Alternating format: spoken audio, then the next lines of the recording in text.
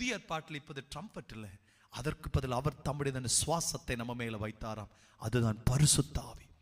இந்த பரிசுத்தாவின் சத்தத்தோடு நம்ம ஜெபிக்கும் போது நடக்கிறது என்ன நடக்கிறதாம், நாம் இருக்கிற இடம் அசைய ஆரம்பிக்குமாம். ஹல்லேலூயா.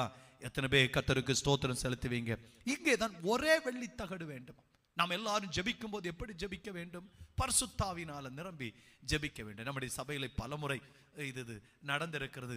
இன்னமும் ஹல்லேலூயா, நாம் அதில் உறுதியாக இருக்க கர்த்தர் நமக்கு உதவி செய்வாராக. கவனிங்கள், நிறைய நேரத்தில் இந்த கேள்வி வழக்கமாக எல்லா இடத்துலையும் இருக்கிற கேள்வி, பொது வழியில் அந்நிய பாஷை பேசலாமா? லைவ்ல போய் இதெல்லாம் வேணுமா? ஆராதிக்கும் போது இந்த சத்தம் இல்லாமல் இருந்தால் பரவாயில்லையே அப்படின்ற ஸ்டாண்டர்டைஸ்ட் ஒரு ஆராதனைக்காக அநேகர் அழைப்பு கொடுப்பது உண்டு. நிறைய நேரத்தில் நான் கவனித்திருக்கிறேன். சில இடங்கள் ஆராதனைக்கு போகும்போது கீபோர்டு வாசி தருவாங்க தெரியுமா தம்பிங்க. இந்த கீபோர்டு வாசிக்கிற தம்பிங்களுக்கு என்ன இருக்காதுன்னா, இந்த அந்நிய பாஷை சத்தமாக பேச அவங்களுக்கு பிடிக்காது. ஆனால் இன்னும் நல்லவர்களாக இருப்பாங்க, நல்ல கீபோர்டை வாசிப்பாங்க. கீபோர்டை வாசித்துக்கிட்டு இந்த அந்நிய பாஷைன்ற இடம் வரும்போது இன்னும் கீபோர்டு தான் வாசிப்பாங்க. ஆனால் அவங்க மனசு எங்கே வரலைன்னா, ஒரே வெள்ளி தகடு இல்லை, வேற இருக்கும். ஆராதனை அப்படி சப்புன்னு போயிடும். ஏன்? ஊதுற ரெண்டு பேரும் எப்படி இருக்கணும்? ஒரே வெள்ளி தகடா இருக்க வேண்டும்.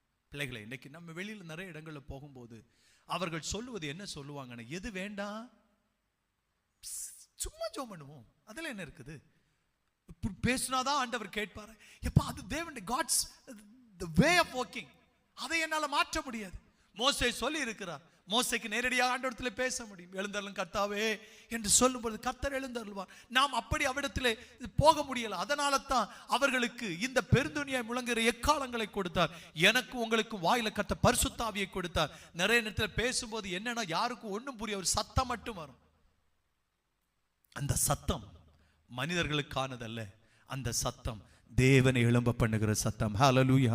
பிசாசு விரும்புகிற ஒன்னே ஒண்ணு, நீ தேவனை எழும்ப பண்ணாத. யாரை எழும்ப பண்ணு? வேற எல்லாரையும் எழும்ப பண்ணு.